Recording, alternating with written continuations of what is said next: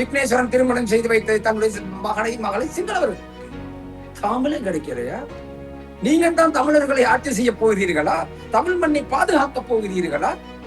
கிவுல் ஓயா திட்டத்துக்கு சுமந்திரன் வந்தால் செருப்பை கிளட்டி அடிக்க வேண்டும். முதலாவதாக உன்னுடைய மகனை போய் உன் மருமகளை விவாகரத்து செய்துவிட்டு வர சொல் என்று கூற வேண்டும். சிங்களவர் குடியேற கூடாது என்று கூறும் இதே சுமந்திரனும் விக்னேஸ்வரனும் தன்னுடைய மகனை சிங்களவர்களுக்கு திருமணம் செய்து கொடுக்கலாமா? எங்க நியாயம் இருக்கின்றது? உன் வீட்டுக்கு ஒரு நியாயமோ ஊருக்கு ஒரு நியாயமா? ஏற்றுக்கொள்ள முடியாது. ஜனாதிபதிக்கு காட்சட்டை போட்டுக்கொண்டு யாழ் நகரிலே நடந்து போக முடியுமாக இருந்தால் வடக்கில் எதற்காக பயங்கரவாத தடை சட்டம் தேவையில்லை? எதற்காக அவசர கால சட்டம் தேவையில்லை? தேர்தல் ஆணையாளர் முதலாவதாக தேர்தலுக்கு போட்டியிடுபவர்களுக்கு வைத்திய சான்றிதழ் பெற வேண்டும். இவர்கள் களவெடுப்பார்கள், திருடுவார்கள், கொள்ளையடிப்பார்கள், அனாவசியமான அனைத்தையும் செய்துவிட்டு போலீசாரால் கைது செய்தவுடன் ஹார்ட் அட்டாக் வருகின்றது, நீரிழிவு நோய் என்கின்றார்.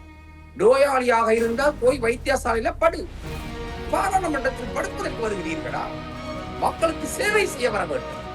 எனவே இவர்கள் இப்படிப்பட்ட சோம்பேறிகள், நோயாளிகள் இருக்க வேண்டியது வைத்தியசாலையில் என்றால் எதற்காக தேர்தலிலே போட்டியிடுகின்றீர்கள்?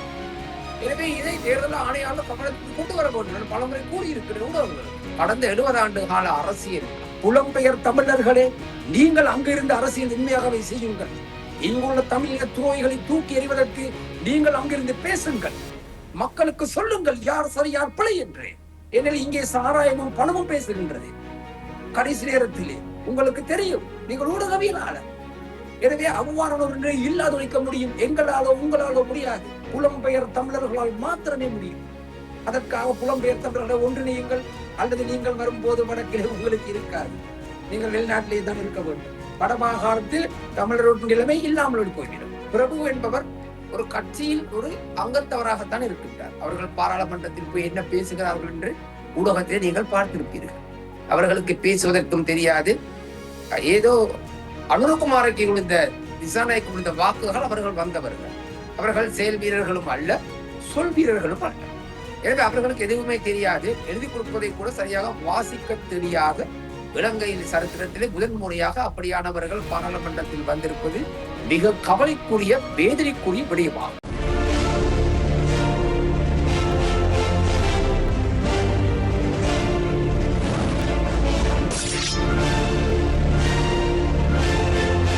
வணக்கம், இது ஐபிசி தமிழின் அக்கினி பார்வை. இன்றைய தினமும் பேசப்பட வேண்டிய மிக முக்கியமான ஒரு சில விடயங்களை பேசிக் கொள்வதற்காக நம்மோடு இணைந்து கொள்கிறார் புதிய தலைமுறை கட்சியினுடைய நிறுவன தலைவர் சிதம்பரம் கருணாநிதி அவர்கள். வணக்கம்.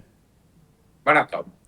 குறிப்பாக இப்போதைய சூழ்நிலையில் தமிழ் மக்களுடைய இருப்பு என்பது நாட்டில் மிகப்பெரிய அளவிலே கேள்விக்குள்ளாகி இருக்கிறது. அதே சமய நேரத்தில் அரசு தன்னுடைய வழமையான பாணியை செய்து கொண்டிருக்கக்கூடிய நிலையில் இன்றைய நாளில் ரணில் விக்ரமசிங்கே அவர்கள் நீதிமன்றத்தில் முன்னிலைப்படுத்தப்பட்டிருக்கிறார். சட்டமா அதிபர் சொல்லியிருக்கிறார். இது தொடர்பான அறிக்கைகளை எதிர்வருகின்ற மார்ச் மாதம் முன்னகர்த்துவதாக சொல்லியிருக்கிறார். உண்மையில் ரணில் விக்ரமசிங்கே என்று ஒருவரை வைத்துக்கொண்டு அரசியல் நாடகம் செய்கிறதா ஜேவிபி அரசு என்ற ஒரு கேள்வி பலரிடம் இருக்கிறது. இந்த நாட்டை மிகப்பெரிய அளவிலே திவாலாக்கி இருக்கக்கூடிய ராஜபக்சர்கள் மீதான எந்த விதமான நடவடிக்கையும் இல்லை. ஆனால் தங்கள் மீது விமர்சனங்கள் வருகின்ற காலப்பகுதியில் ரணில் விக்ரமசிங்கவை அழைத்து விசாரணைகளுக்கான முயற்சிகளை மேற்கொள்கிறார்கள். இதை எப்படி பார்க்கிறீர்கள்? சிஐடியினர் தற்போது இது சம்பந்தமாகத்தான் நான் நினைக்கிறேன். சிராந்தியை நேற்று வரவழைத்த போதிலும் அவர் சுகையினம் காரணமாக 2 கிழமை வர முடியாது என்று கூறியிருப்பதாக கேள்விப்பட்டேன். எனவே சாதாரண ஒரு மனிதன் இப்படி கூறியிருந்தால் அவர்கள் உடனடியாக போலீசார் சென்று அவர்களை அழைத்து வருவதல்ல, இழுத்து வருவார்கள். ஆனால் உயர்மட்ட அதிகாரிகளாக அல்லது நாட்டின் ஜனாதிபதியின் மனைவியாக அவருக்கு ஏதாவது வரப்பிரசாதங்கள் இருக்கின்றதா என்பது எனக்கு உண்மையாக தெரியவில்லை, புரியவில்லை. எனவே பல சாட்சிகள் இருப்பதாக கூறப்படுகிறது. வெகு விரைவில் அவர்கள் விசாரிக்கப்பட்டு கைது செய்யப்படலாம் என்று நான் நினைக்கிறேன். ரணில் விக்ரமசிங்கவுடைய நிலைமை வித்தியாசமானது. அது உடனடியாகவே அன்று சாட்சிகளோடு அவர் செலவழித்த கணக்கு வழக்குகள் சம்பந்தமாக நடவடிக்கை எடுக்கப்பட்டது. எனவே நீதிமன்றம் சென்று விட்டால் உங்களுக்கு தெரியும், எங்கு ஓட்டை இருக்கிறதோ அங்கு நுழைந்து வருபவர்கள் தான் அங்கு இருக்கின்றார். நீதிமன்றம் செல்லும் போது அங்கு நிச்சயமாக 150% குற்றவாளிகள் தப்பிக்கின்றார்கள். அதற்கு காரணம் சட்டத்தில் இருக்கும் சில தவறுகள். எனவே அவ்வாறான ஒரு நிலை இருக்கின்றது. எனவே இவர்களுக்காக விசேடமாக ஒரு நீதிமன்றம் ஏற்பாடு செய்ய வேண்டும் அரசாங்கம். இந்த வழக்கு 5 நாளும் விசாரிக்கப்பட வேண்டும். எனவே வழக்குக்கு போனவுடன் இவர்கள் 3 மாதம் 2 மாதம் தவணை போட்டால் பல வருடங்கள் செல்லுகின்றன. எனவே 5 ஆண்டு காலம் முடிந்த பின்பு இன்னொரு ஆட்சி வருமாக இருந்தால் அவர்கள் தப்பித்துக் கொள்வார். எனவே 5 நாள் நீதிமன்றம் நடைபெற வேண்டும். விசாரணைகள் தொடர்ச்சியாக நடைபெற்றால் 6 மாதத்துக்குள் அல்லது 1 வருடத்திற்குள் இந்த வழக்குகளுக்கு தீர்ப்பு சொல்லலாம். எனவே ஜனாதிபதியிடம் இன்று 159 அதிகாரங்கள் கொண்ட பாராளுமன்ற உறுப்பினர்கள் இருக்கும் போது சட்டத்தை எப்படி வேண்டுமானாலும் அவர் அமைக்கலாம்.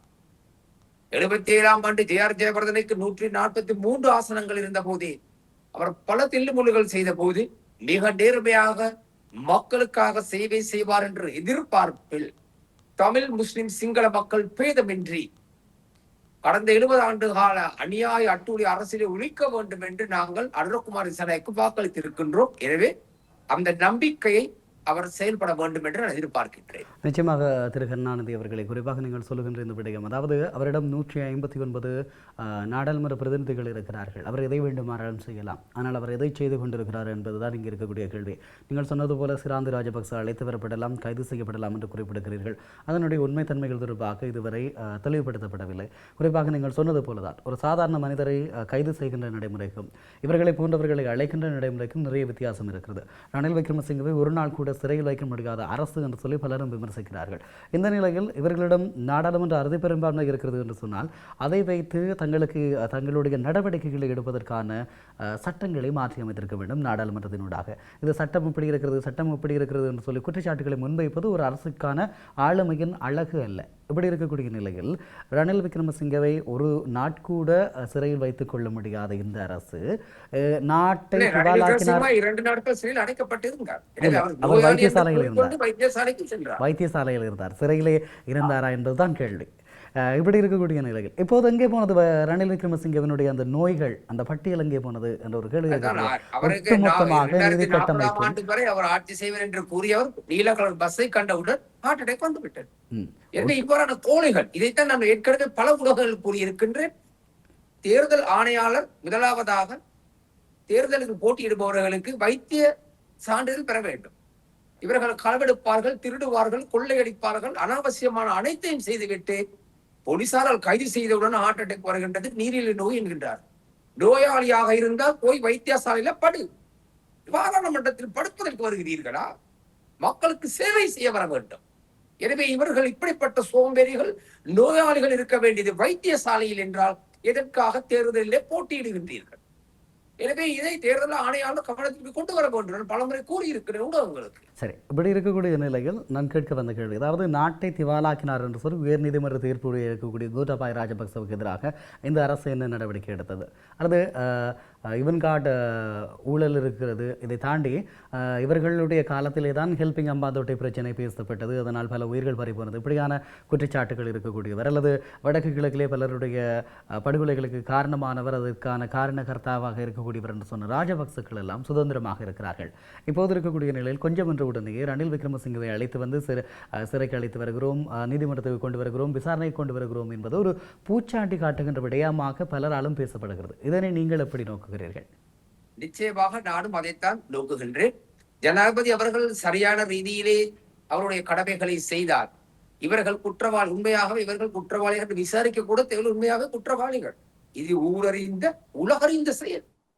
இவர்கள் கைது செய்யப்பட்டு சிறையில் அடைக்கப்பட்டால் எதிர்வரும் 5ஆம் ஆண்டு தேர்தலிலே, அதாவது 5 ஆண்டு கால ஆட்சிக்கு பின் தேர்தலில் ஜனாதிபதியை கட்சி ஆட்சி அமைக்கும் அல்லது படுதோல்வி அடையும் என்பதில் எவ்விதமான மாற்று கருத்தும் இல்லை. மக்களுடைய எதிர்பார்ப்பும் கடந்த 70 ஆண்டு கால அரசியல் அநீதிகள் செய்த இதர ராஜபக்ச ரணிலை கைது செய்யப்பட வேண்டும். அதுபோல் பல பாராளுமன்ற உறுப்பினர்கள், கோட்டாபய ராஜபக்ச அனைவரும் இருக்கிற, மைத்திரிபால சிறிசேனா, இவர்கள் அனைவரும் கைது செய்யப்பட்டு சிறையில் இருக்க வேண்டியவர்கள். ஆனால் நீங்கள் கூறுவது போல் சுதந்திரமாக இருப்பதை பார்க்கும் போது மிக மன வேதனையாக இருக்கின்றது. அரசாங்கத்துக்கு பெரும் ஆபத்து இருக்கின்றது. தேர்தல் ஒன்று வந்தால் அரசாங்கம் இருக்குமா இல்லையா என்பது ஒரு சந்தேகமான ஒரு நிலை ஏற்படும். நிச்சயமாக நீங்கள் குறிப்பிடுகின்ற இந்த விடயங்கள் எப்படி இருக்கக்கூடிய நிலையில் மட்டக்களப்பு மாவட்ட நாடாளுமன்ற உறுப்பினர் பிரபு என்று நினைக்கிறேன், அவர் ஒரு அறிக்கையை விட்டிருக்கிறார். அதாவது தங்களுடைய ஆட்சியில் ஓராண்டுக்குள் 33 விதமான வாக்குறுதிகளை நிறைவேற்றியிருக்கிறோம் என்று சொல்லி. உண்மையில் இந்த பயங்கரவாத தடை சட்டத்தை நீக்குவோம் என்று சொல்லி வந்தவர்கள், அரசியல் கைதிகளை விடுதலை செய்வோம் என்று வந்தவர்கள் இப்போது அதையெல்லாம் மறந்து போயிருக்கிறார்கள். குறிப்பாக புதிய பயங்கரவாத எதிர்ப்பு சட்டம் அல்லது அரசை பயங்கரவாதத்திலிருந்து பாதுகாப்பதற்கான சட்டம் என்று ஒன்றை கொண்டு வருகிறார்கள். இப்போது அது இஞ்சி கொடுத்து மிளகாய் வாங்கியது போல் இருக்கிறது என்று சொல்லி பலரும் சொல்லிக் கொள்கிறார்கள். மிக மோசமாக ஆயுததாரிகளுக்கு அல்லது படைத்தரப்புக்கு அதிகாரங்களை வழங்குகின்ற ஒரு விடயமாக அல்லது நாட்டினுடைய ஒட்டுமொத்தமான மனித உரிமையை மீறுகின்ற ஒரு விடயமாக அந்த சட்டம் மாற்றப்பட்டுக் கொண்டிருக்கிறது. இதே சம நேரத்திலே இன்னும் ஒரு விடயம் சொல்லப்படுகிறது. இந்த தேர்தல் வாக்குறுதிகள் வழங்கி இருக்கக்கூடிய ஆவணத்திலே இவர்கள் சிங்கள மொழியில் இந்த பயங்கரவாத தடை சட்டத்தை நீக்குவோம் என்ற விடயத்தை சேர்க்கவில்லை என்றும் சொல்கிறார்கள். ஆக இவர்களும் பிறழ்வுடையவர்களா, இவர்களும் ஊழல்வாதிகளா என்ற கேள்வி இருக்கிறது. ஊழல் என்பது வெறுமனை நிதி ஊழல் மாத்திரமல்ல, வாக்குறுதிகளை மீறுவதும் குற்றங்களுக்கு துணை போவதும் குற்றவாளிகளை காப்பாற்றிக் கொள்வதும் ஊழல் இல்லையா? ஆம், நிச்சயமாக பிரபு கூறியது போல் 33 அவர்கள் வேக நடத்தியிருக்கலாம். அந்த 33லும் பிரயோசனம் பெற்றவர்கள் இந்த நாட்டில் உள்ள பெரும்பான்மை சமூகம் சிங்களவர்களாக இருக்கும். ஜனாதிபதி மிக தெளிவாக தேர்தல் காலங்களிலே கூறினார், அவசர கால சட்டம், அரசியல் கைதிகள் விடுதலை செய்யப்படுவார்கள். எனவே இவ்வாறான எதுவும் இதுவரை நடைபெறவில்லை. நான் நேற்று நடந்த ஊடகத்தில் கூட நான் மிக தெளிவாக நான் கூறியிருந்தேன், ஜனாதிபதிக்கு காட்சட்டை போட்டுக்கொண்டு யாழ் நகரிலே நடந்து போக முடியுமாக இருந்தால் வடக்கில் எதற்காக பயங்கரவாத தடை சட்டம் தேவையில்லை, எதற்காக அவசர கால சட்டம் தேவையில்லை. 2009ஆம் ஆண்டுக்கு பின்பாக எந்த விதமான தமிழீழ விடுதலை புலிகள் என்ற சந்தேக நபர்கள் கைது செய்யப்படவில்லை. இந்த நாட்டில் ஆயுதங்கள் எடுக்கப்படவில்லை, ஆயுதங்கள் அனாவசியமாக பாவித்தார்கள் என்ற குற்றச்சாட்டு கூட எதுவும் கிடையாது. ஆகவே நீங்கள் இவ்வாறான அனாவசியமான சட்டத்திட்டங்கள் எடுக்க வேண்டும் என்று கூறினேன். பிரபு என்பவர் ஒரு கட்சியில் ஒரு அங்கத்தவராகத்தான் இருக்கின்றார். அவர்கள் பாராளுமன்றத்தில் போய் என்ன பேசுகிறார்கள் என்று ஊடகத்தை நீங்கள் பார்த்திருப்பீர்கள். அவர்களுக்கு பேசுவதற்கும் தெரியாது. ஏதோ அனுரகுமாருக்கு விழுந்த திசாநாய்க்கு விழுந்த வாக்குகள் அவர்கள் வந்தவர்கள்.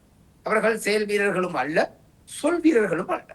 எனவே அவர்களுக்கு எதுவுமே தெரியாது. எழுதி கொடுப்பதை கூட சரியாக வாசிக்க தெரியாத இலங்கையில் சரித்திரத்திலே முதன்முறையாக அப்படியானவர்கள் பாராளுமன்றத்தில் வந்திருப்பது மிக கவலைக்குரிய வேதனைக்குரிய விடயமாகும். குறிப்பாக சொல்லிக்கொள்ள வேண்டுமாக இருந்தால், நீங்கள் ஒரு அரசியல் தரப்பை சார்ந்தவராக இருக்கிறீர்கள். நீங்கள் ஒரு அரசியல் இயக்கமாக உங்களுடைய செயற்பாடுகளை முன்னெடுத்துக் கொண்டிருக்கிறீர்கள். இந்த சூழலில் இந்த நாடு எப்படி இருக்கிறது, உங்களுடைய பார்வை எப்படி இருக்கிறது, இந்த நாட்டினுடைய அரசு அவர்கள் சொன்னதை எல்லாம் செய்து கொண்டிருக்கிறார்களா, அல்லது எதிர்க்கட்சிகள் முன்வைக்கின்ற விமர்சனங்களுக்கு இவர்களும் உடன்படுகிறார்களா? ஒரு விதத்தில் அரசியல் அவர்கள் செய்கிறார்களா இல்லையா என்பதை விட நாங்கள் நிம்மதியாக தூங்கி எழும்ப முடிஞ்ச ஒரு நிலை இருக்கின்றது. நாட்டில் கஷ்டம் இருக்கின்றது. நீங்கள் குறிப்பிடுகின்றீர்கள் நிம்மதியாக தூங்கி எழ முடிகிறது என்று சொல்லி. தென்னிலங்கையில் தொடர்ச்சியான துப்பாக்கிச் சூடுகள் இருக்கிறது. பாதாள உலகத்தில் அவர்களுடைய தனிப்பட்ட ரீதியாக நடைபெறுவது தானே ஒழிய எந்த விதமான பாராளுமன்ற உறுப்பினர்கள் பாதுகாப்பு அதிகாரிகளால் அல்லது போலீசார்களால் கடத்தப்படுவது உண்மையாக நிறுத்தப்பட்டிருக்கிறது. உங்களுக்கு தெரியும், இந்த இலங்கையில பல அமைச்சர்களுடைய பிரதி அமைச்சர்களுடைய பாராளுமன்ற உறுப்பினர்களுடைய பாதுகாப்பு அதிகாரிகளால் பலர் தாக்கப்பட்டார்கள். எனவே இப்போது அவை அனைத்தும் நடைபெறுவதில்லை. போலீசாரின் அராஜகங்கள் ஒரு 170% குறைந்திருக்கு. லஞ்ச ஊழல் குறையவில்லை, அது நடந்து கொண்டிருக்கின்றது. அதை நிறுத்த முடியாது. உண்மையாகவே பாராளுமன்றத்தில் 225 பாராளுமன்ற உறுப்பினர்கள் அந்த ஆசனத்திலிருந்து மாற்றப்பட்டு புதியவர்கள் சென்றாலும் நாடு திருந்த போவதில்லை. நாட்டை திருத்துவது கடினம். காரணம், அரச ஊழியர்கள். நாட்டை நடத்துவது பாராளுமன்றம் அல்ல. அங்கே சட்டங்கள் தீட்டப்படுகின்றன, அவை நடைமுறைப்படுத்தப்படுகின்றது காரியாலயங்கள். கிராம சேவகர் தொடக்கம் இவ்வாறான பிரச்சனைகள் இருக்கின்றன. சரி, நீங்கள் குறிப்பிடுகின்ற இந்த விடயம் ஏற்றுக்கொள்ளக்கூடிய ஒரு விடயமாக ஒரு பக்கம் இருக்கலாம். ஆனால் நான் கேட்கக்கூடிய கேள்வி, உங்களுக்கு ஞாபகம் இருக்கும் என்று நம்புகிறேன், அனுரகுமார திசாநாயக்க அவர்கள் இந்த நாட்டினுடைய ஜனாதிபதி ஆட்சிக்கு வருவதற்கு முன்பதாக மிகப்பெரிய கோப்புக்கட்டுகளை வைத்திருந்தார். இவர்களுடைய ஊழல், இவர்களுடைய ஊழல், இவர்களுடைய ஊழல் என்று சொல்லி மிகப்பெரிய கோப்புக்கட்டுகள் இருந்தது. இப்போது அவையெல்லாம் தன்னுடைய கப் வண்டியிலே ஃபைல்கள் நிறைந்திருக்கிறது என்று கூறினார். இப்போது அவைகள் எல்லாம் எங்கே போனது என்பதுதான் கேள்வியாக இருக்கிறது. அதுதான் எனக்கும் இப்போது சந்தேகமாக இருக்கின்றது. மக்களுடைய நம்பிக்கையிலே நாங்களும் இவரோடு செய்வார் என்ற நம்பிக்கையில் தான் இவருக்கு வாக்களித்தோம். எனவே இவர்கள் இன்னும் 4 ஆண்டு காலம் சுமார் இருக்கின்றது, 3 வருடத்துக்கு மேலாக இருக்கின்றது. இந்த காலகட்டத்துக்குள் இவர்கள் செய்துவிட்டால் தப்பித்து விடுவார்கள், அல்லது இவர்களும் தூக்கி எறியப்படுவார்கள். அதில் எவ்விதமான மாற்று கருத்தும் கிடையாது. இவையெல்லாம் ஒரு புறம் இருக்க திரு கருணாநிதி அவர்களே, குறிப்பாக கடந்த காலங்களில் இந்த நாட்டிலே ஆட்சியில் இருந்தவர்களை மிக மோசமாக விமர்சித்தவர்கள், இவர்கள் செயற்படவில்லை என்று சொன்னவர்கள், குற்றச்சாட்டுகளை முன்வைத்தவர்கள் ஜேவிபியினர். அவர்களுடைய பிரதானமான அரசாங்கம் தான் என்டிபி என்ற போர்வையில் இருக்கிறது. இப்போது ஜனாதிபதிக்கு எதிராகவும் பிரதமருக்கும் எதிராக விமர்சனங்கள் முன்வைக்கப்பட்டால் அவர்கள் மீது சட்டம் பாய வேண்டும், அதற்கான சட்டங்கள் உருவாக்க வேண்டும் என்று சொல்லி இவர்களுடைய உறுப்பினர்களை பேசிக் கொள்கிறார்கள். இதை எப்படி பார்க்கிறீர்கள்? அவர்கள் வெளியில் இருக்கிற நேரத்தில் விமர்சிக்கலாம், ஆனால் தாங்கள் அந்த கதிரைகளில் இருக்கின்ற போது பிறர் விமர்சிக்கக்கூடாது என்ற நிலைப்பாட்டை எடுக்கிறார்கள். நீங்கள் என்ன நினைக்கிறீர்கள் இதனை பற்றி? அது ஒரு விதத்தில் சரி, ஒரு விதத்தில் பிழை என்று பார்க்க வேண்டும். எனவே ஜனாதிபதியை விமர்சிப்பதாக கூறி இனவாதத்தை உண்டு பண்ணுகின்றார்கள். இப்ப நீங்கள் பாருங்கள், யாழ்ப்பாணத்தில் ஜனாதிபதி பேசிய கருத்துக்களை பலவிதமாக இனவாதமாக கொண்டு வருகிறார்கள். விமல் வீரவன்சா போன்றவர் இனவாதத்தை தூண்டுகின்றார்கள். எனவே இவ்வாறான இனவாதிகள் கைது செய்யப்பட்டு அடைக்கப்படுவதில் எவ்விதமான மாற்று கருத்தும் இல்லை. நான் நேற்று ஊடகத்திலும் அதைத்தான் கூறினேன். ஆனால் மக்களுக்கு சுதந்திரம் அவசியம். ஆனால் முன்பு ஊடகங்களுக்கு இருந்த அநீதி, அட்டூழியங்கள் இப்போது உண்மையாகவே இல்லை என்பதை நான் கூற தேவையில்லை, நீங்கள் அறிந்திருப்பீர்கள். குறைவு கடந்த அரசாங்கங்களிலே செய்யப்பட்ட அநியாய அட்டூழியங்கள் இல்லை. இருந்த போதும் நாட்டின் தலைவர் என்ற ரீதியிலே ஒரு மரியாதை கொடுக்கப்பட வேண்டும். அது யாராக இருந்தால், இந்த நாட்டுக்கு நீங்கள் தலைவராகினாலும் உங்களுக்கு ஒரு மரியாதையாக பேசுவதற்கு தெரிந்து கொள்ள வேண்டும். சாதாரண ஒரு பாமர மக்கள் பேசியிருந்தால் நாங்கள் அதை ஏற்றுக்கொள்வோம். ஆனால் பாராளுமன்றத்திலே சிரேஷ்ட அமைச்சர்களாக இருந்தவர்கள் பதவி வெறி, பதவி மோகம் பிடித்து தாங்கள் அரசியலுக்கு மீண்டும் அந்த நாட்கள் அமர வேண்டும் என்று பேசுவதைத்தான் நான் தவறு என்கின்றேன். ஜனாதிபதியோ பிரதமரோ தவறு செய்தால் அதை கை நீட்டி பேச வேண்டும். அதை பேசுவது யார், எதற்காக, எப்போது? இதுதான் கேள்வி. சரி, இப்படியெல்லாம் இருக்கக்கூடிய நிலையில் நீங்கள் நம்புகிறீர்களா ராஜபக்ச தரப்புகள் சட்டத்தின் முன் நிறுத்தப்படுவார்கள் அல்லது இவர்களுக்கு எதிராக நடவடிக்கை எடுக்கப்படும் என்று சொல்லி? உண்மையாகவே அது எனக்கு தெரியாது. நான் இந்த கட்சி டிவி கட்சியோ ஜேவிபி கட்சியோ இல்லை. ஜனாதிபதி வர வேண்டும் என்பதற்காக நான் அவருக்கு வாக்களித்தேன். அவ்வளவுதான். நடைபெற வேண்டும் என்று நான் எதிர்பார்க்கின்றேன். அப்படி ஒரு நிலை இல்லை என்றால் நிச்சயமாக அது சம்பந்தமாக நாங்கள் ஒரு பெரும் ஆர்ப்பாட்டம் போட்டு நிச்சயமாக நான் ஏற்பாடு எமது தலைமுறை கட்சியினூடாக நாங்கள் ஏற்பாடு செய்வோம். நாங்கள் பயப்படப்படியாகவே இருக்கட்டும். நீங்கள் குறிப்பிடுகிறீர்கள் நான் ஜனாதிபதி வர வேண்டும் என்பதற்காக வாக்களித்தேன் என்று சொல்லி. நீங்கள் ஜனாதிபதி வர வேண்டும் என்று சொல்லி வாக்களித்த நீங்கள் இப்போது திருப்தி அடைகிறீர்களா அவருடைய நடவடிக்கை அல்லது அவருடைய? இன்னும் காலம் இருக்கிறது. நாங்கள் இன்னும் காலம் எதிர்பார்க்கிறோம். இன்னும் ஒரு வருடம் காலம் அவர்கள் எதிர்பார்க்கின்றோம். இப்போது வழக்குகள் போய் கொண்டிருக்கின்றன. கிறிஸ்து வழக்கெல்லாம் நடந்து கொண்டிருக்கின்றது. நாமளுக்கு எதிரானது. சில வேளை அதுல ஒரு தண்டனை அனுபவிக்கலாம். எனவே உடனடியாக வழக்கின், அதான் முன்பும் கூறினேன், இலங்கை சட்டத்தின்படி நீதிமன்றத்திலே வழக்கு 3 மாதம் 6 மாதம் தள்ளி போடப்படுகின்றது. அடுத்த தவணை திரு கருணாநிதி அவர்களே, அதிகாரத்தை பயன்படுத்தி 189 பாராளுமன்ற உறுப்பினர்கள் ஊடாக புதிதாக இவர்களுக்காக அரசியலில் இவர்களுக்கு எதிராக ஒரு நடவடிக்கை எடுக்க வேண்டும் என்பதற்காக புதிய நீதிமன்றம் 5 நாட்கள் அல்லது 6 நாட்கள் ஏற்படுத்த வேண்டும் கிழமைகளில்.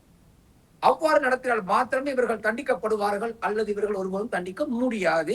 5 வருட காலம் முடிந்துவிடும். சரி, இப்படி இருக்கக்கூடிய நிலையில் இது நாட்டினுடைய நீதி முறைமை என்று சொன்னாலும் இருக்கக்கூடிய மிகப்பெரிய ஒரு கேள்வி, அதாவது ரணில் விக்ரமசிங்கே தான் பிரதான முகங்களில் ஒருவராக நீதிமன்றத்துக்கு அழைத்து வரப்பட்டவர்.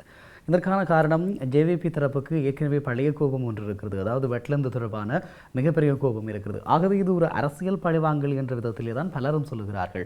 இதை தாண்டி ஊழலுக்கு எதிராக இந்த நாட்டை திவாலாக்கி இந்த நாட்டை இந்த அளவுக்கு பொருளாதாரத்தில் அடிமட்டத்துக்கு கொண்டு வந்து சென்ற ராஜபக்சர்கள் மீது இதுவரை எந்த விதமான கேள்விகளோ விசாரணைகளோ பாயவில்லை. ஆனால் ரணிலை மாத்திரம் வெறும் ஒரு விமான செலவுக்காக குறிவைத்து தொடர்ச்சியாக மேற்கொள்வது, இது தங்களுடைய சொந்த பகையை தீர்த்துக் கொள்வதற்கான ஒரு காலமாக இதனை பார்க்கிறார்கள் என்பது பலருடைய அபிப்பிராயமாக இருக்கிறது. நிச்சயமாக இதில் என்னுடைய கருத்து எதுவும் கிடையாது. ராஜபக்சையும் தண்டிக்கப்பட வேண்டும், இவரும் தண்டிக்கப்படும், ரணிலும் தண்டிக்கப்பட. இவர்கள் இருவருமே தமிழர்களுக்கு எதிரானவர்கள். தமிழ் சமூகத்தை அழித்த, தமிழ் சமூகத்தை நாசமாக்கிய, தமிழர்களுடைய வளங்களை அபகரித்தவர்கள் தான் இந்த இருவரும். எனவே இவர்கள் இருவரும் தண்டிக்கப்பட வேண்டியவர்கள். இதில் அவர் நல்லவர் இவர் நல்லவர் என்பது என்னுடைய கருத்து கிடையாது. சரி, தமிழர்களுக்கு எதிரானவர்கள் தண்டிக்கப்பட வேண்டும் என்று சொன்னால் இப்போதைய அரசினுடைய நிலைப்பாடு தமிழர்களுக்கு ஆதரவாக இருக்கிறதா என்ற ஒரு கேள்வி இருக்கிறது.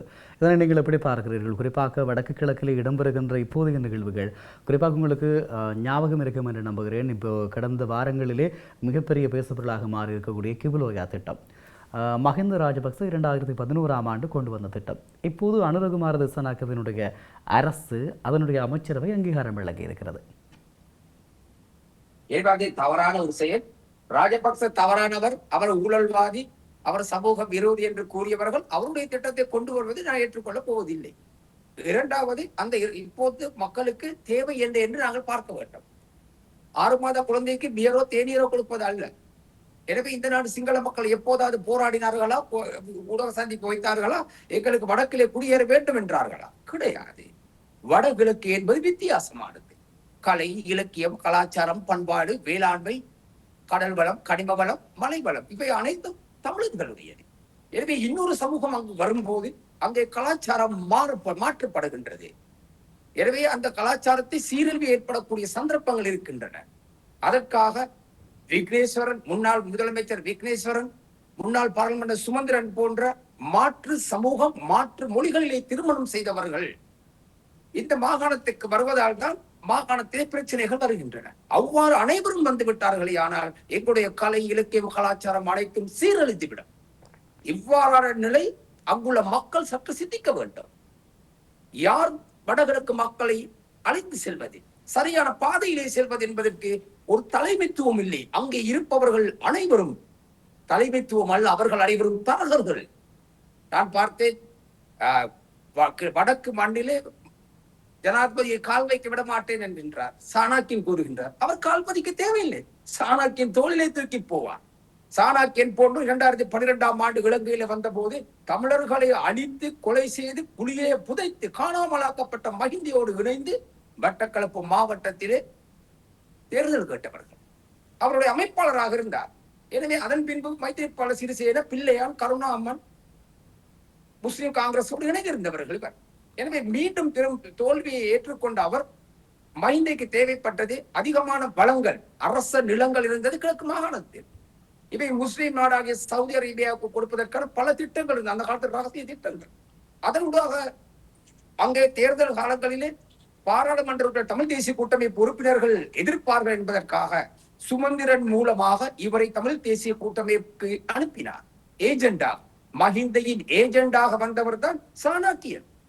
எனவே அந்த சாணக்கியன் அங்கு இருந்து கொண்டுதான் அனைத்து வேலைகளும் செய்து கொண்டிருக்கின்றார். போலியாக தமிழ் மக்களுக்கு குரல் கொடுப்பது போல் நடித்தாலும் இவர்கள் பசுந்தோல் போர்த்திய குள்ள நரி கூட்டங்கள். எனவே இவ்வாறான கூட்டங்களை வழிநடத்தி கொண்டிருக்கும் மக்கள் தயவு சென்று விழிப்போடு இருங்கள். இவர்களை காப்பாற்றக்கூடிய ஒரே ஒரு சமூகம் தான் இருக்கின்றது, அவர்கள் இங்கு இல்லை. புலம்பெயர் தமிழர்கள். புலம்பெயர் தமிழர்களே, உங்களிடம் கையேந்தி கேட்கின்றேன், நீங்கள் எதிர்காலத்திலே இப்படியே அமைதியாக இருந்தீர்கள் என்றால் இலங்கைக்கு வரும்போது வடக்கு மாகாணம் உங்களுடையதாக இருக்காது. நன்றாக ஞாபகம் வைத்துக் கொள்ளுங்கள். நாங்கள் பயப்பட மாட்டோம், எதையும் தைரியமாக பேசுவோம். எம்மை போல் பேசுவதற்கு இங்கு அரசியல்வாதிகள் கிடையாது. ஏன்? அவர்கள் அரசியல்வாதிகளும் அல்ல, அரசியல் தலைவர்களும் அல்ல. அவர்கள் ஏஜெண்டுகள், கமிஷனுக்காக வேலை செய்பவர்கள், தரகர்கள் அவர்கள். ஆக அவர்கள் பேச மாட்டார்கள். அரசாங்கங்களும் எதிர்கட்சியின் முக்கிய தலைவர்களும் எழுதி கொடுக்கும் வார்த்தைகளை வாயிலே முழுங்கிவிட்டு பாராளுமன்றத்திலும் ஊடகங்களுக்கு முன்னால் வந்து வாந்தி எடுப்பவர்கள் தான் இவர்கள். விசேடமாக சாணக்கியன் போன்றும். நாங்கள் அப்படி அல்ல.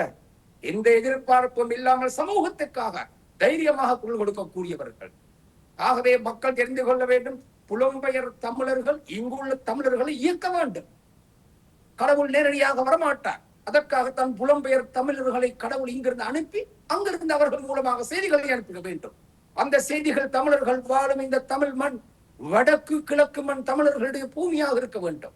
முன்னாள் ஊடகத்திலே, கொழும்பில் ஒரு பிரபல ஊடகத்தில் வேலை செய்த ஒரு ஊடகவியலாளர் நான் பார்த்தேன், உங்களுடைய தொலைக்காட்சியிலே வந்து பேசுகின்றார், வடக்கு மாகாணம் தமிழர்களுடைய தாயகம் அல்ல என்கின்றார். எனவே மடையன் அவருடைய தகப்பாளன் பிறந்தது யாழ்ப்பாணத்தில். நான் யாழ்ப்பாணத்தில் பிறக்காவிட்டாலும், வடகிழக்கு மண்ணிலே பிறக்காவிட்டாலும் தைரியமாக நான் கூறுகின்றேன், வடகிழக்கு தான் தமிழர்களின் தாயகம் எங்களுடையது. அமெரிக்காவுக்கும் ஜப்பானுக்கும் கனடாவுக்கும் ஆஸ்திரேலியாவுக்கும் நியூசிலாந்துக்கும் வாழலாம். அவர்கள் பிறந்தது இங்கு. அவர்கள் என்றோ ஒரு நாள் வருவார்கள். தங்களுடைய பென்ஷன் எடுத்த பிறகு அவர்கள் வருவார்கள். தங்களுடைய மண்ணிலே நிம்மதியாக தைரியமாக வாழக்கூடிய ஒரு சந்தர்ப்பத்தை அவர்களுக்கு ஏற்படுத்தி கொடுக்க வேண்டும். அதற்காக தலைமைத்துவம் இல்லை என்றால் சரியான தலைமைத்துவம் வடக்கிலும் கிழக்கிலும் இந்த வடகிழக்கு மாகாணம் அழிந்துவிடும். நீங்கள் 50 கூட இருக்க மாட்டீர்கள். ஆகவே புலம்பெயர் தமிழர்களே, நீங்கள் ஒற்றுமையுங்கள். உங்களுடைய கரமும் கரகோஷமும் உங்களுடைய தைரியமும் பலமும் இந்த இலங்கை வாழ் தமிழர்களுக்கு சக்தியாகவும் பலமாகவும் இருக்கும் என்று நான் எதிர்பார்க்கின்றேன். திரு கருணாநிதி அவர்கள், குறிப்பாக நீங்கள் குறிப்பிடுகின்ற சில விடயங்கள், அதாவது தமிழ் அரசியல்வாதிகள் தரகர்கள் என்று குறிப்பிடுகிறீர்கள். அதே போல என்ன அடிப்படையில் இப்படியான குற்றச்சாட்டை முன்வைக்கிறீர்கள்? கடந்த 10 ஆண்டு காலமாக இருக்கும் சாணக்கியனை எடுத்துக்கொள்ளுங்கள். இவர் வரும்போது சொன்னார் மண்ணை மீட்போம் என்றார், அதை மீட்போம் இதை மீட்போம் என்றார். கிழக்கு மாகாணத்தில் இதுவரை அவர் மீட்டது எது? என்ன?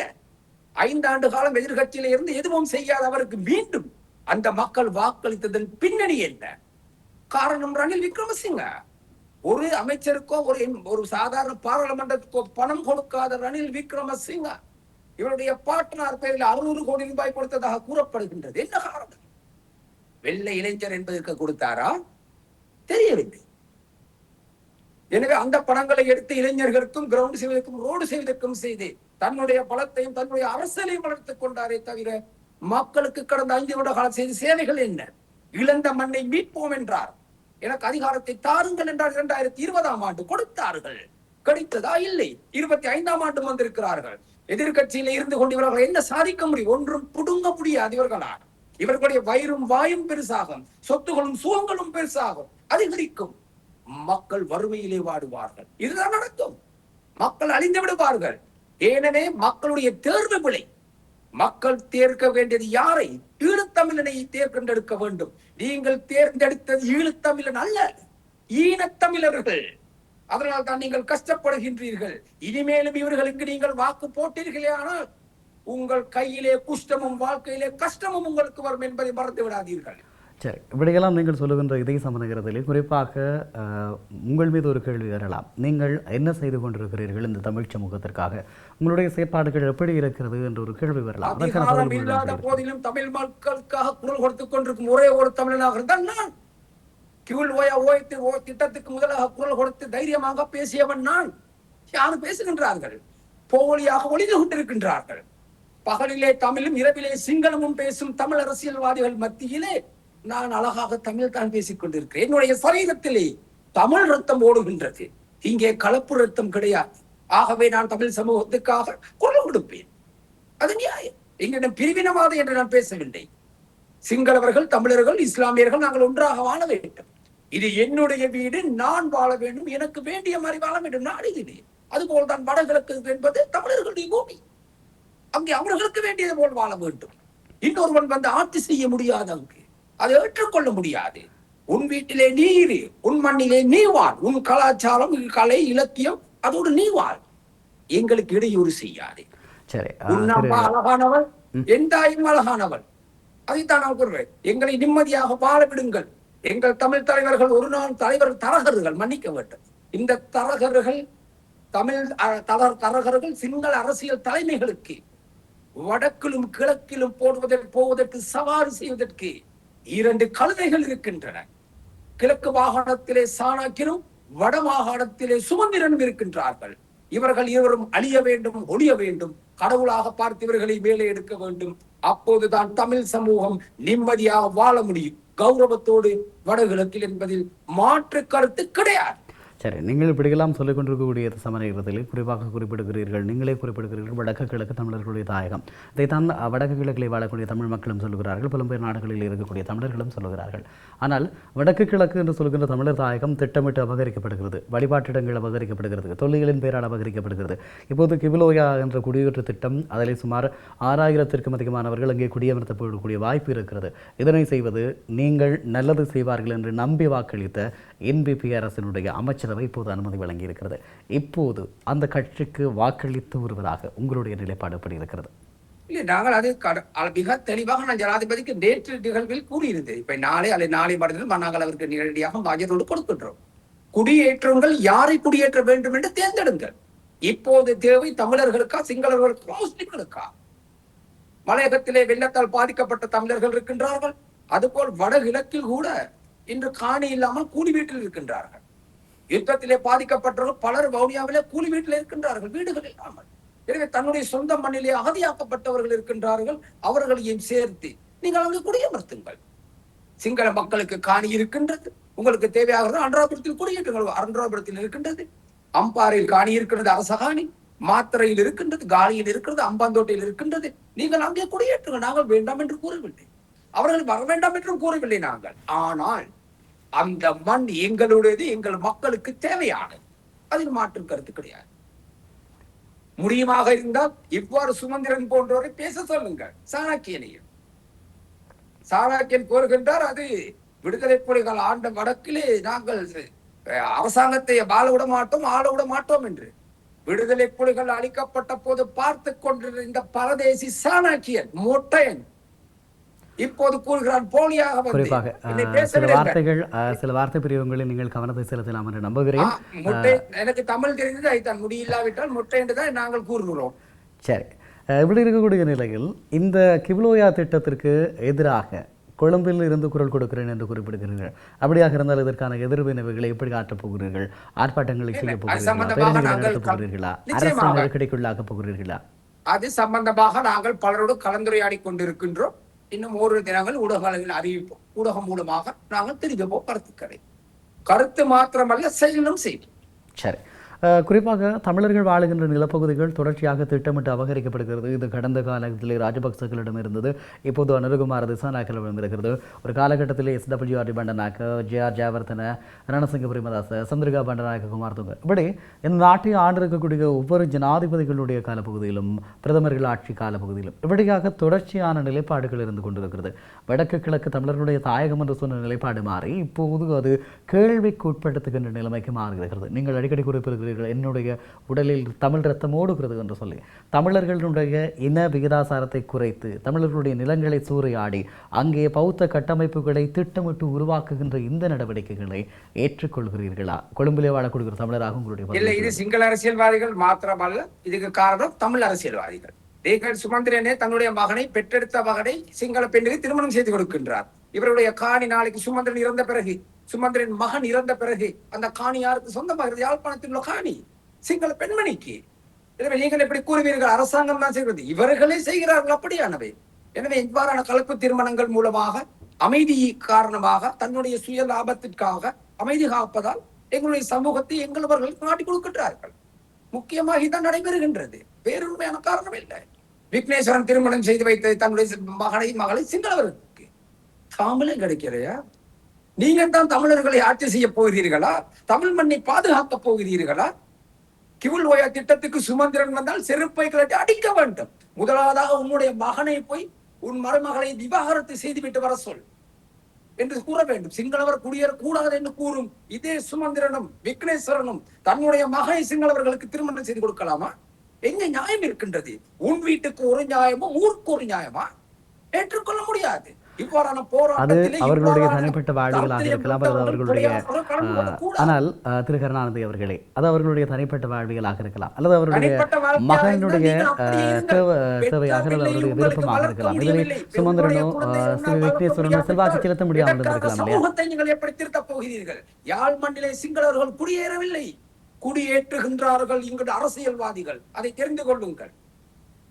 இன்று தையிட்டியிலே பன்சலை கட்டப்பட்டது. எப்போது கட்டப்பட்டது? எந்த காலத்திலே கட்டப்பட்டது? மைத்திரிபால சிறிசேனையின் ஆட்சி காலத்திலே கட்டப்பட்டது. அது அப்போது ஏன் சுமந்திரன் அமைதியாக இருந்தால் வழக்கறிஞர் நீதிமன்றத்துக்கு சென்றிருக்கலாமே. அவருக்கு ஜனாதிபதி சட்டத்தரணி எனும் பிச்சையை போட்டார் மைத்திரிபால சிறிசேனா. அந்த ஜனாதிபதி சட்டத்தரணி பிச்சையை வாங்கி கொண்டு வாயை மூடிக்கொண்டு கையை கட்டிக்கொண்டு இப்படி இருந்தார். இந்த கோழைகளால் தமிழ் மக்களை பாதுகாக்கப் போகின்றார்கள். அப்போது முதலமைச்சராக இருந்தவர் யார்? விக்னேஸ்வரன், வாசுதேவ நாயக்கரின் சகலை. எனவே இவர்கள் அனைவரும் அமைதியாக இருந்தார்கள். இது இந்த வடக்குக்கு சாபக்கேடு. இந்த சாபக்கேடு வேறு யாரும் கிடையாது. முன்னாள் முதலமைச்சரும் விக்னேஸ்வரனும் சுமந்திரனும். எனவே இவர்கள் தான் ராணுவம் கொண்டு வந்ததா புத்தர் சிலையை அரசாங்கம் கொண்டு வந்ததா என்பது இல்லை. எனக்கு நான் சந்தேகப்படுவது விக்னேஸ்வரனின் பேரப்பிள்ளைகளும் சுமந்திரனின் பேரப்பிள்ளைகளும் தங்களுடைய பேரப்பிள்ளைகள் வணங்குவதற்காக தேவஸ்தானம் அமைப்பதற்காகவும் அவர்களுக்கு வசதிக்காகவும் அவர்கள் சந்தர்ப்பம் கொடுத்திருக்கலாம். இது என்னுடைய ஒரு சந்தேகம். எனவே சிங்களவர்களை நாங்கள் குறை சொல்வதற்கு சந்தர்ப்பம் இல்லை. அன்று வழக்கு போடவில்லை. அவர் வழக்கறிஞர். மாகாணம் இருந்தது விக்னேஸ்வரனுக்கு கீழ் முதலமைச்சர். ஏன் நடவடிக்கை எடுக்கவில்லை? எனவே நீங்கள் தமிழர்களின் சந்தர்ப்பத்தை கொடுத்துவிட்டு உங்கள் தேவைகளை ஜனாதிபதியிடம் வாங்கிக் கொண்டு பிறகு போராட தயவு செய்து வராதீர்கள். அது பிள்ளை. எனவே தமிழ் மக்களுக்கு துரோகம் செய்பவர்கள் இந்த நாட்டில் சிங்கள தலைவர்கள் என்பது ஏற்றுக்கொள்ள முடியாதது. இது மாத்திரம் அல்ல, கடந்த காலங்களிலே தமிழ் இளைஞர்கள் வடகிழக்கிலே கொல்லப்பட்டார்கள். பெண்கள், ஆண்கள், சிறுவர்கள். யார்? இராணுவத்தில் மாத்திரமா? இல்லை. இராணுவத்துக்கு விடுதலை புலிகளை எப்படி தெரியும்? விடுதலை புலிகள் உறவினர்களை எப்படி தெரியும்? காட்டிக் கொடுத்தது இபிடிபி, என்பவர்கள். ஆனால் வெட்கமில்லாத தமிழர்கள், பாதிக்கப்பட்ட தமிழர்கள், டிஎன்ஏவோடு இபிஆர்எல்எஃப் டெவலப்மெண்ட் சேர்ந்த பிறகு அவர்களுக்கு வாக்களித்தார்கள். மிக மன வேதனையாக இருக்கின்றது. அது மாத்திரமல்ல, அதை விட கேவலமானது இருக்கின்றது. 2009ஆம் ஆண்டு யுத்தத்தில் பல்லாயிரக்கணக்கான தமிழர்கள் காணாமலாக்கப்பட்டு லட்சக்கணக்கான கொலை செய்யப்பட்டார்கள். அப்போது ஜனாதிபதியாக இருந்தவர் மஹிந்த ராஜபக்ச, அன்றைய இராணுவ தளபதியாக இருந்தவர் சரத் பொன்சேகா, தமிழ் தேசிய கூட்டமைப்பும் வடக்கில் உள்ள அனைத்து தமிழர்களும் ஒன்றிணைந்து வாக்களித்தார்கள் பொன்சேகாவுக்கு. உங்களுக்கு வெக்கம், மானம், ரோசம், சூடு, சுரணை இருக்கா? நான் வாக்களிக்கவில்லை. என்னுடைய பாஸ்போர்ட்டை பாருங்கள். அன்றைய தினம் நான் இந்தியாவுக்கு சென்று விட்டேன். மிக மன வேதனையிலே சென்றேன். நான் பாதிக்கப்படவில்லை. நான் வடக்கிலே பிறக்கவும் இல்லை. ஆனால் மனவேதனையாக இருந்தது. இவ்வளவு கொன்றவனுக்கு நீங்கள் வாக்களிக்கின்றீர்களே, உங்களுக்கெல்லாம் வெக்கமா இல்லையான்னு கேட்டு போயிட்டு முடியாமல் போய்விட்டேன். நாட்டை விட்டேன். போய் ஒரு மாதத்துக்கு பிறகுதான் மனவேதனையோடு இறங்கி பாதிக்கப்பட்டவன், உங்களை அழித்தவனுக்கே நீங்கள் வாக்களிக்கிறீர்களே ஐயா, எப்படி ஐயா உங்க மண்ணை காப்பாற்ற முடியும்? சற்று சிந்தியுங்கள். ஒரு சில அரசியல்வாதிகள் பெரிய சூட்கேஸ் வாங்குவதற்காக இந்த அப்பாவி மக்களை பாடைக்காயாக பாதிக்கின்றார்கள். அது நிறுத்தப்படல் வேண்டும். அதுதான் என்னுடைய கோரிக்கை. அதைத்தான் நான் கூறுகின்றேன். புலம்பெயர் தமிழர்களே, நீங்கள் அங்கிருந்து அரசியல் உண்மையாகவே செய்யுங்கள். இங்குள்ள தமிழக துரோகிகளை தூக்கி எறிவதற்கு நீங்கள் அங்கிருந்து பேசுங்கள். மக்களுக்கு சொல்லுங்கள் யார் சரி யார் பிழை என்று. ஏனெனில் இங்கே சாராயமும் பணமும் பேசுகின்றது. கடைசி நேரத்திலே உங்களுக்கு தெரியும், நீங்கள் ஊடகவியலாளர். எனவே அவ்வாறான ஒரு நிலை இல்லாத ஒழிக்க முடியும். எங்களாலோ உங்களாலோ முடியாது. புலம்பெயர் தமிழர்களால் மாத்திரமே முடியும். அதற்காக புலம்பெயர் தமிழர்களை ஒன்றிணையுங்கள். அல்லது நீங்கள் வரும்போது வடக்கிலே உங்களுக்கு இருக்காது. நீங்கள் வெளிநாட்டிலே தான் இருக்க வேண்டும். வடமாகாணத்தில் தமிழர்களுடைய நிலைமை இல்லாமல் போய்விடும். அதற்காக நாங்கள் சிங்கள மக்களோடு சண்டை பிடிக்க சொல்லவில்லை, போராட சொல்லவில்லை. நீங்கள் தமிழர்கள் தன்மானத்தோடு உங்கள் சுய மரியாதையோடு வாழ்வதற்காக சரியான ஒரு வழிமுறையை கடைபிடியுங்கள். எனவே இங்கே கடைபிடிக்க மாட்டார்கள். காரணங்கள் பெருந்திரளான சந்தர்ப்பங்களும் வேறு ஏதாவது மந்திரி பாராளுமன்ற உறுப்பினர்களுக்கு கொடுக்கும் போது இவர்கள் அமைதியாகி விடுவார்கள். அமைதி ஆகினார்கள். தையிட்டீரே கூறின உங்களுக்கு அதுபோல்தான். எனவே இவர்களை நம்பிவிடாதீர்கள். தமிழினத்தின் துரோகியும் தமிழ் சமூகத்தை காட்டிக் கொடுத்த, தமிழ் மண்ணை காட்டிக் கொடுத்த விக்னேசன், சுமந்திரன், சாணக்கியன் போன்றோர் இந்த மண்ணில் இருந்து தூக்கி எறியப்பட வேண்டும், களைத்தெறியப்படல் வேண்டும். அப்போதுதான் வடக்கும் கிழக்கும் தமிழர்கள் நிம்மதியாக வாழ முடியும். அல்லது நீங்கள் அழிந்து விடுவீர்கள், ஒளிந்து விடுவார்கள் உங்களை.